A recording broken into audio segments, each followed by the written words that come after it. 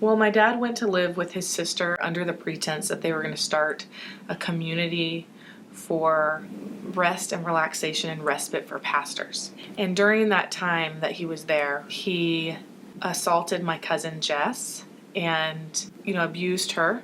When I was raped by my uncle, I was 10, and from then on, I just sort of stopped eating, and then there was the trial, and I had no real space to heal or to kind of make sense of what had happened to me. I feel like I didn't have a childhood after 10. A few days ago, I, along with our district superintendent, the Reverend David Hockett, and the assistant to our bishop, Reverend Amy Coles, met with the 2 adult daughters of Lane Hurley. Miracle and Amanda wanted us to know that their father sexually abused them as girls during their years of living in Matthews. They also brought to my attention that their father still holds a place of honor with his picture hanging among all the former clergy of this church. People probably, unless you are a victim of some type of abuse, don't really understand the power differential that happens when a picture of a predator is hanging on the wall. When you stand in front of that as a victim, the question is, who has the power now? I think this journey started a long time ago, but has kind of culminated when about 5 years ago I went to the church and saw the picture. It stopped me dead in my tracks. I was shocked, and all I could think was, my God, they don't know. At the time of the abuse of Miracle and Amanda, neither this church nor any administrative leadership in the United Methodist Church was aware of any sexual abuse concerning the 2 of them or any other child by Lane Hurley. Lane Hurley surrendered his credentials as a United Methodist minister in 1994. An official with the denomination told his congregation that he wasn't coming back, but the official didn't tell them why. The Sunday after that, a letter by Hurley was read to the congregation. In it, he acknowledged struggles in his marriage, but didn't really spell out any details. He told the Charlotte Observer at the time that he was burnt out and that the job had taken a toll on his marriage. Later, after Hurley was convicted of molesting his niece, he faxed the Observer a statement denying that he was a pedophile and said that he had lost his United Methodist credentials because of adult sexual relationships in Matthews. From what I understand, my uncle told and continues to tell us a lot of lies. And if my family had known of the gravity of what he was being dismissed from the church, he wouldn't have been in our house.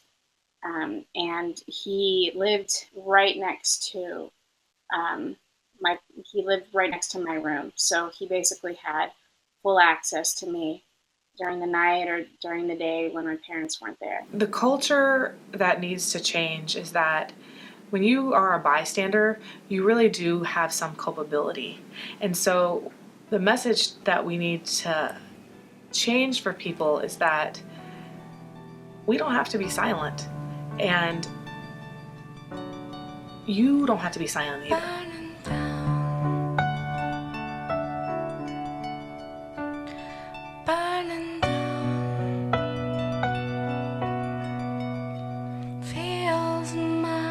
For me, music, it's like another language that our soul can speak. And I did study psychology in the States, and what's interesting is I think that music is a way that I help myself heal. We feel like that if there's ever been an opportunity for restoration and healing, it's now. They said to me, Chuck, how could this church give unrepentant Lane Hurley a place of honor with all he has done to our family? Even though that was not the intent, frankly, they were right. I have removed the picture. Matthews United Methodist Church and our conference takes any allegation of child sexual abuse very seriously. I think that I would like to say to anyone that is a survivor of sexual abuse how brave they are, and that it was never their fault, and that they can heal, and that there are people that will believe you and love you and help you work through this. And the importance of speaking your story and finding people that do believe you and can help you. And that I love you and that you can do this. And it's going to be okay. There's hope. It's not our intention to drag anyone through the mud, but it is our intention to help anyone out of it. And so I think that being together in that has given us the courage to really do it. I don't think I could have done this without my sister. I often felt alone as a child, but thankfully, as an adult, I don't really have to.